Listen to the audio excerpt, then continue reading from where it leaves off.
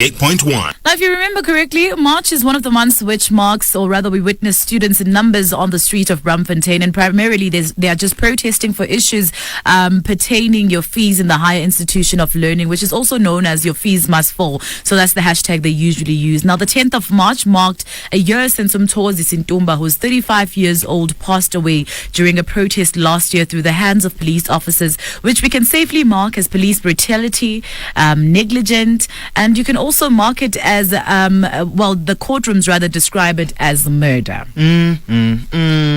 Now let's get into the heart of this conversation.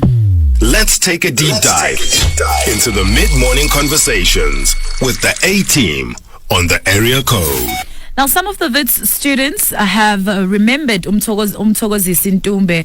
Students, workers, residents of Braamfontein together have come together to commemorate the 1-year anniversary of his tragic death on March 10th, 2022. Now, South Point workers came bearing flowers. The crowd took off their hats and they lit candles. A ceremony took place and a moment of silence was observed as well. Now, despite comments from the students and SRC members and representative expressing how little has changed to address the issues raised by students to date, and that is pertaining not just in Mthokozisi, but rather it also encompasses the fees must fall protest. The basic understanding of what they were protesting for to date has not changed an inch. Now, as part of the bare minimum of justice, a formal application to the city of Johannesburg was submitted, and this was together with a memorandum to have the street renamed after Mthokozisi Ntumba, but they still have not received a response since last year. We are joined by By Kamohelo Chauke, who is the Wits SRC bursary and fundraising officer, to give us more insight on this conversation. Good morning to you, Kamohelo, and thank you so much for your time. To you, thank you very much for having me this morning. Now, Kamohelo, this marks as obviously the first year that Mthokozisi had passed away, and we are still in a position where we haven't found justice for him outside of what you as a team and a collective have asked for in terms of changing the street's name, which is DeBeer Street, to Mthokozisi Ntumba. You still haven't received a response from that. Now, just looking at the case, how far are we when it comes to the case in general? I think when we look at the Mthokozisi Ntumba case, we see another act of police brutality where the police see black bodies as targets and as a site of violence.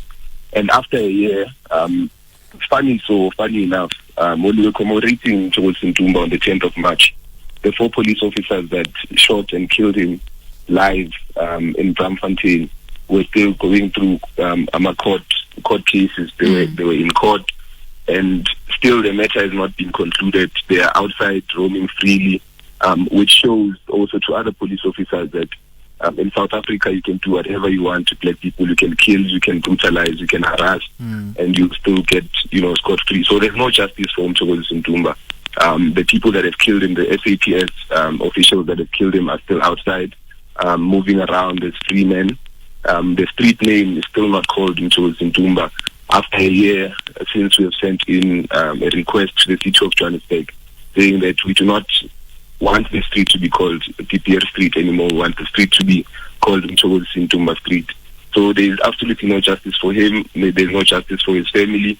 They have to go through the trauma and relive, the experiences that they had when they found a call saying that Mthokozisi Ntumba had died in Braamfontein. Even today, the police officers are still out. There's no justice at all. And speaking of the lack of justice, as part of the bare minimum of justice, a formal application to the city of Johannesburg was submitted together with a memorandum to have the street renamed. Have there been any responses of late? No. I think the city of Johannesburg has just decided to blue tick and not say anything or respond or, adhere to whatever call that we're making. And that's why the memorial was very important, to say the students and activists of Braamfontein have not forgotten that on this day the police brutally murdered Mthokozisi Ntumba. We're not forgotten that our request for the street name to be renamed has not been seen through. But without waiting for them, students and activists have opened officially Mthokozisi Ntumba Street. If you go there now, there's a sign that says Mthokozisi Ntumba. and that is the name that will be recognized as that street name from now on going forward.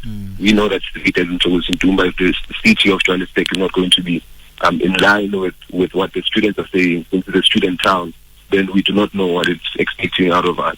But we're still following up, and we are thinking of taking legal measures to fast-track the process of getting the street renamed, because as far as we're concerned, we went through all the legal processes that we are prescribed as to saying, how do you get a street renamed, or how do you commemorate someone or remember someone, or what is the values that are supposed to be presented in whatever common space that we're sharing. And as the students in Braamfontein are saying, that street is rightfully Mthokozisi Ntumba Street. That street should remind us that such an incident where the police can brutally murder someone should not be happening again. It should remind us that in a student town, this has happened before, and it should be the last time it happened in the history of South Africa. Yeah. Kamohelo, I just want to extract a sentence from the statement that you've just made. You've now said that you have officially named it amongst yourselves, maybe as Wits students, or maybe the people, the members of the community that acknowledge Mthokozisi Ntumba as well as one of the people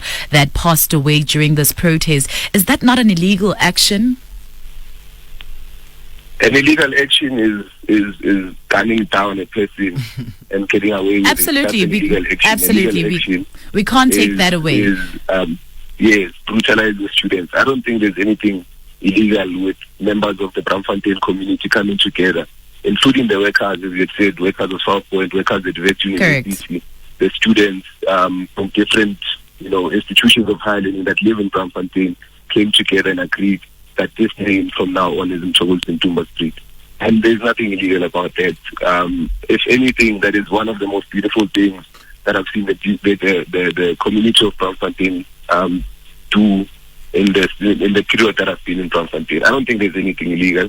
If it's illegal and there have to be repercussions for it, then they have to fix it again and make it a legal process, because we've went through, as I've explained, all the necessary means of having it through the city, and having it through the legal ways, in quotation marks. But the community of Braamfontein has come together and said, we're not going to wait anymore. This is Mthokozisi Ntumba Street. Excellent. Now, have you taken the annexure, Kamohelo, into consideration to make sure the students' plea to the renaming of the street becomes possible? Yes. As I've said, we are even looking into the legal measures, like finding a legal representative and continuing to make the call for the street to be renamed. We are more than willing to go through all the necessary measures, as we have started and initiated the conversation through sending in the documents and the petition that is needed to rename the street. Besides that, one of the things that necessitated the commemoration of Mthokozisi Ntumba's brutal killing was to find justice for him and his family, to call to the courts to fast track. There's a whole video that is showing that Mthokozisi Ntumba didn't just fall, or wasn't hit by a rock, or didn't just have a heart attack in front of my clinic. There's a video clearly showing that the police, in a peaceful situation, came with their guns and shot Mthokozisi Ntumba with rubber bullets until he died. So it's one of the things that we needed to put to the front. We needed to also come as student activists in the Braam community and look at the situation that it necessitated us going to the streets last year, and say, have they changed? What made student protests necessary last year? Has it changed? What were the grievances from both the workers and the students, and has that changed? And how far have we come since that? And we came to a realization that not much has changed. If anything, the police were even so arrogant enough. JMPD, towards the end of the Ntumba Memorial, came there with a hippo and about 20 cars full with police officers trying to disperse Mthokozisi Ntumba commemoration. You can just imagine the amount of trauma that they had put students through, and the people who came to commemorate through, again, showing that they're not remorseful, or there's nothing. If anything, that showed us that the police still see us as a site of violence, and they are willing to do it again if possible, because they're seeing that their fellow colleagues that did it live on camera, that did it in front of so many students and so many witnesses are not held accountable. They're still moving around freely, scot-free. So yeah. No, that makes absolute sense. Firstly, I would like to commend you for the initiative that you have taken together with the group of people that you came forward with to change the street name. It is something to be commended. And maybe just very quickly before I let you go, if you can just touch on what you think should be done with regards to the police brutality, like rubber bullets being used. What should be banned in this situation whenever there is a protest, especially a peaceful protest? Okay. Speaking about that, this year also marks the anniversary, the 10th anniversary of the killing of mine workers in Marikana, the Marikana massacre. Till this date, there is a number of people that have died in the hands of the police and in the hands of security, right?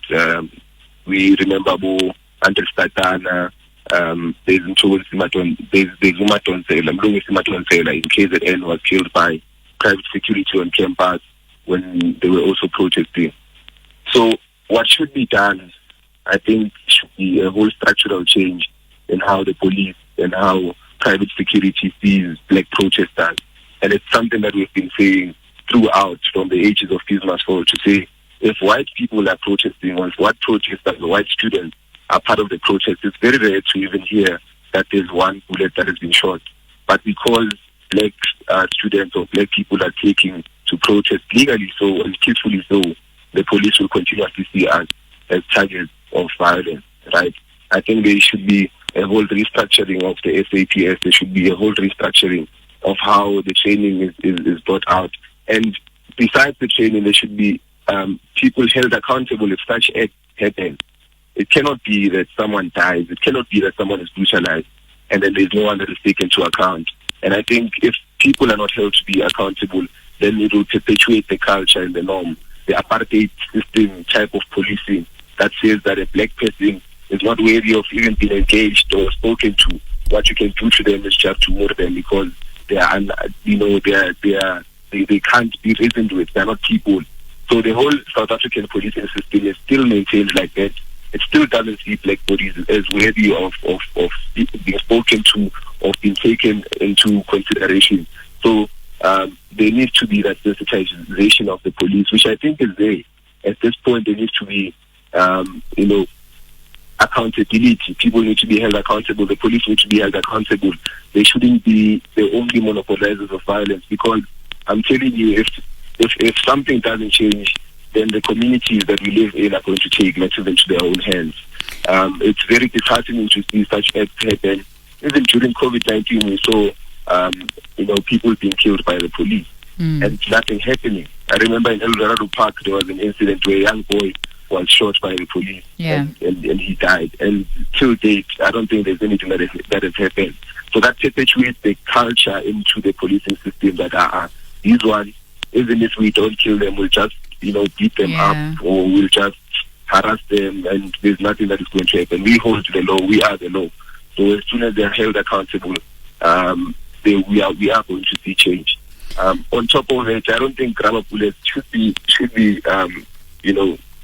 put forward as a crowd controlling measure. We've seen the impact of rubber bullets. We've seen people losing even their eyes. I remember an incident in 2016 during the protest. A student lost an eye next to BP garage because of a rubber bullet. And last year, 2 student journalists were shot in Braamfontein. So imagine yourself trying to cover a story and being shot by a rubber bullet. One of them was shot in the leg, and it was very, very bad.